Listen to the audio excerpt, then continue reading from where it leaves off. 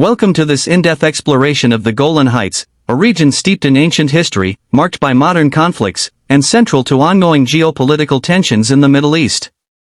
In this video, we'll delve into every aspect of the Golan, from its rugged landscapes and vital water resources to its turbulent past under empires and nations, the wars that reshaped its borders, the lives of its diverse inhabitants, and the latest developments as of early 2026. Whether you're a history buff, a politics enthusiast, or just curious about this strategic plateau, stick around as we uncover the stories that make the Golan Heights one of the world's most contested territories. Let's start with the basics. What exactly is the Golan Heights? Geographically, it's a basaltic plateau located in the southwestern corner of Syria, covering about 1,800 square kilometers, that's roughly 690 square miles. Imagine a vast, elevated landscape, rising dramatically from the upper Jordan River Valley to the west. Its borders are defined by natural features: the Yarmouk River to the south, the Sea of Galilee and Hula Valley to the west, the majestic Anti-Lebanon Mountains and Mount Hermon to the north, and the Wadi Rakid to the east. Elevations here vary wildly, from as low as -212 meters below sea level at the Sea of Galilee to a soaring 2,814 meters at the peak of Mount Hermon, the highest point in the region. This topography isn't just scenic, it's strategic. The heights provide commanding views over surrounding areas, making it a natural vantage point for military purposes. The Golan's geology is fascinating too. It's a volcanic wonderland. The plateau is dotted with dormant volcanoes, cinder cones, and even a crater lake called Berkat Ram. The soil is rich basalt from ancient lava flows, which makes parts of it incredibly fertile for agriculture. But water is the real treasure here. The region is a key watershed, feeding rivers like the Hespani and the Jordan. In fact, the Golan supplies a significant portion of Israel's water, up to 15% by some estimates, through rainfall that replenishes the Sea of Galilee. Higher elevations get more precipitation, often turning snowy in winter, which sustains rivers and springs even in dry seasons. Climate-wise, it's Mediterranean with a twist: hot, dry summers and cold, wet winters, especially up high where snow can linger. Dividing the Golan into sections helps visualize it. The northern part, from the Sayar to Jiloban valleys, is rugged and mountainous. The central area, between Jiloban and Daliat, is a mix of hills and plateaus. The southern section, down to the Yarmouk, has the best farmland. Under Israeli control since 1967, these areas have seen development, but the eastern strip remains a narrow buffer under international oversight. Now, let's journey back in time to understand how this land has been shaped by human history. Human presence in the Golan dates back to the Upper Paleolithic era, think 20,000 years ago or more. Archaeological finds reveal early settlements, tools, and even prehistoric art. In biblical times, the area was known as Bashan, home to kingdoms like Geshur and Makkah.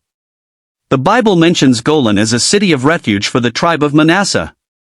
By the 9th century BC, it was part of Aram Damascus, conquered by Assyrians, then Babylonians, Persians, and later the Aturians, a semi-nomadic people.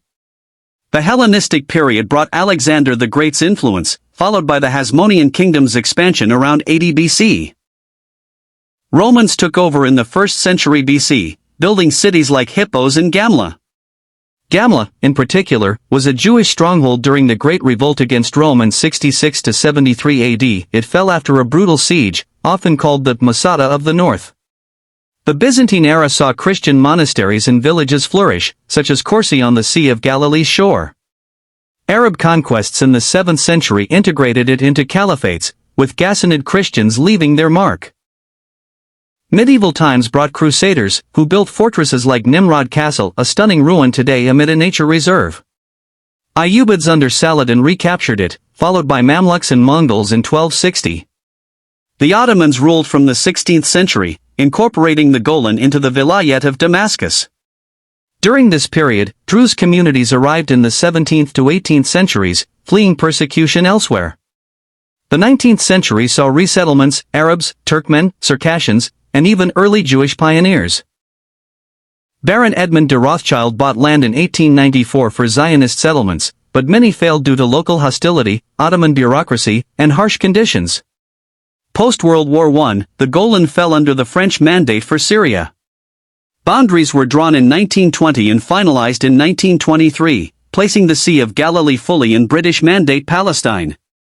Syria gained independence in 1946, and the 1948 Arab-Israeli War set the stage for future tensions. The 1949 armistice created demilitarized zones, DMZs, along the border, but disputes over land and water erupted immediately. Syria fortified the heights, shelling Israeli communities below. Incidents piled up, Syrian snipers, artillery, and Fatah raids from the Golan. Water wars intensified in the 1950s-60s. Syria tried diverting Jordan River tributaries, prompting Israeli strikes. This war over water escalated, with clashes like the 1964-66 battles involving tanks and air power. The turning point came in 1967 during the Six-Day War. On June 9–10, after defeating Egypt and Jordan, Israel launched an assault on the Golan. Under air cover, troops built roads up the cliffs, advanced with armor and infantry, and captured the plateau. Syrian forces retreated, and most of the 130,000 to 145,000 Arab inhabitants, mainly Druze, Sunni Muslims, and some Christians, fled or were displaced. Reports vary. Israel says 80,000 to 131,000 left voluntarily amid fighting, but UN and Syrian accounts cite expulsions and village destructions as war crimes. Only about 7,000 remained, mostly Druze in 5 villages. The ceasefire established the Purple Line. Israel administered the captured area, integrating it economically. But Syria wasn't done. In the 1973 Yom Kippur War, Syrian troops overran the southern Golan on October 6, but Israel counterattacked, pushing back to within 40 kilometers of Damascus. The war ended with heavy losses, thousands dead on both sides. The 1974 disengagement agreement returned a sliver of land, including the ruined city of Quneitra, to Syria. It created a 266 square kilometers UN buffer zone, monitored by the UN Disengagement Observer Force, UNDOF, which remains active today. In 1981, Israel passed the Golan Heights Law, extending its jurisdiction, effectively annexing the territory. The UN Security Council condemned this in Resolution 497, calling it null and void. Most of the world, including the EU, still views the Golan as occupied Syrian land.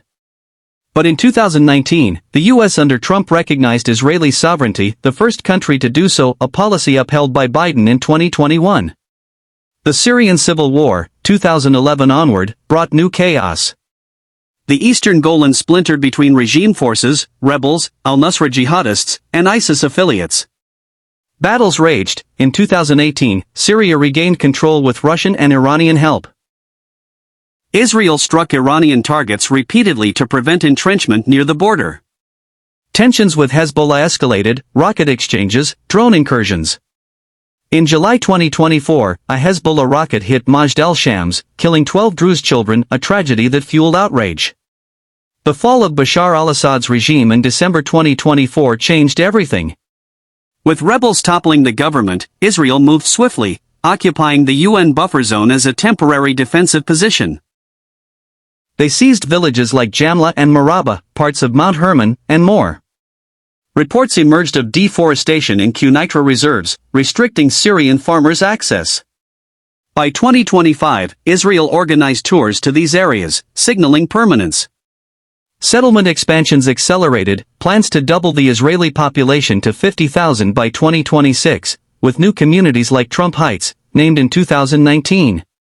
UN resolutions in 2025 decried these moves, sparking fears of escalation. Politically, the Golan's status is a powder keg. Syria claims it fully, Israel governs it as part of its northern district. Borders are disputed, the 1923 line versus 1949 armistice. The Sheba Farms, 22 square kilometers, is claimed by Lebanon but held by Israel as Syrian. Gajar village straddles Lebanon and the Golan, with residents holding dual citizenship. Internationally, only the US recognizes annexation, others condemn resource exploitation, like oil drilling by Genie Energy since 2013. Potentially 2 million barrels, but criticized as illegal. Population-wise, pre-1967 it was diverse, 130,000 plus Syrians, including 17,000 Palestinians. Today, about 55,000 live in the Israeli-occupied part, 31,000 Jewish settlers in 32 communities, and 24,000 Arabs, mostly Druze. The Druze are torn. Many identify as Syrian, refusing Israeli citizenship, but applications surged post-2011 civil war. By 2024, 6,000 had citizenship, 20%, with 419 approved in 2022 alone. Enlistment in the Israeli Defense Forces, IDF, rose, 120 Druze in 2025.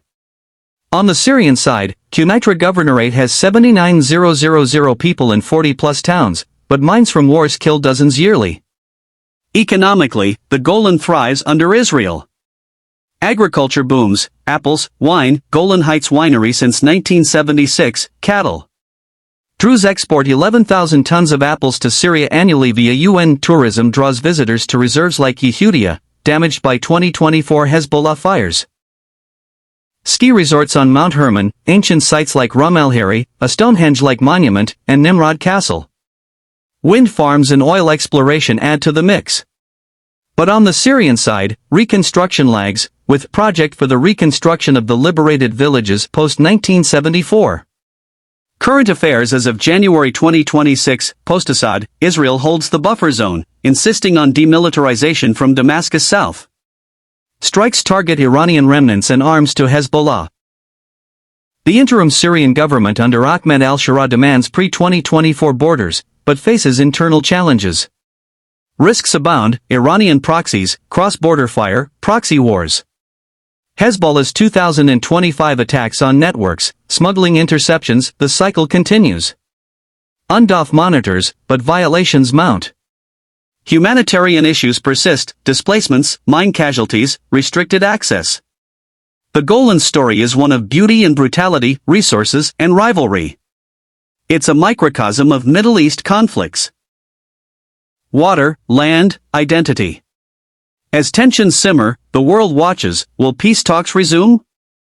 Or will escalation define the future? Thank you for joining this deep dive. If you learned something, like, subscribe, and share your thoughts below. Sources for this script include encyclopedic entries and reports from reliable outlets. Stay informed, stay curious.